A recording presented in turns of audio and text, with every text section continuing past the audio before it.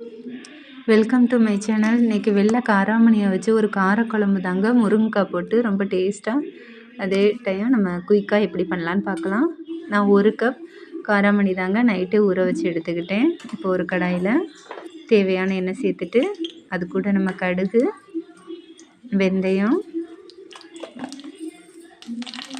கழுவிட்டு எடுத்த கருவேப்பிலை, ஒரு நறுக்கி வச்ச வெங்காயம் நல்லா எண்ணெயில் வதக்கி விட்டுக்கலாம்.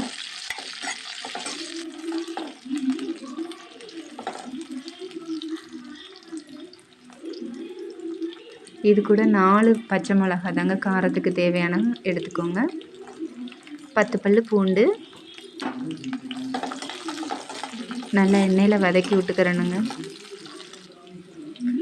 நறுக்கி வச்ச தக்காளி தாங்க இது கூட சேர்த்துக்கிறேன்.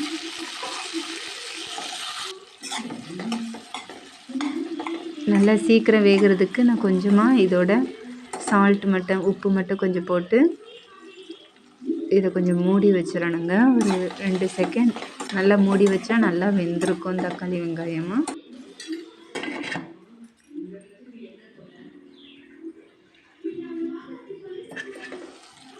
இப்போ நல்லா வெந்திருக்கு. இது கூட நம்ம தேவையான மசாலாங்க.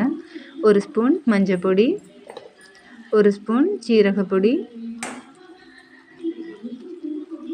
அப்புறம் நான் வீட்டில் அரைச்சி வச்ச மிக்ஸ் மசாலா தாங்க காரக்குழம்புக்கு சேர்த்துக்கிறேன். மசாலா நல்லா பச்சை வாடை போகிற அளவுக்கு எண்ணெயில் நல்லா வதக்கி விட்டுக்கிறணும். இப்போ நறுக்கி வச்ச ஒரு உருளைக்கிழங்கு தாங்க, அது கூட முருங்கைக்காயும் வாசத்துக்கு சேர்த்துக்கிட்டாச்சு.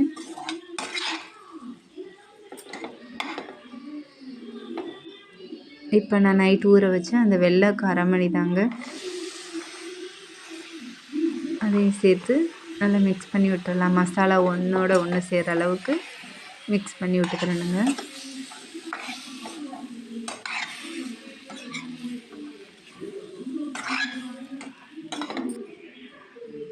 இது கூட தேவையான உப்பு சேர்த்துக்கோங்க. நான் இப்போ ஒரு நெல்லிக்காய் சைஸில் ஒரு கொஞ்சமாக புளி எடுத்துகிட்டு தண்ணியில் ஊற போட்டிருந்தேங்க. அதை இப்போ நான் நல்லா ஃபில்ட்ரு பண்ணி எடுத்துக்கிட்டேன். அதையும் இதோடு சேர்த்துக்கலாம். உங்களுக்கு குழம்புக்கு தேவையான தண்ணியும் சேர்த்துக்கோங்க.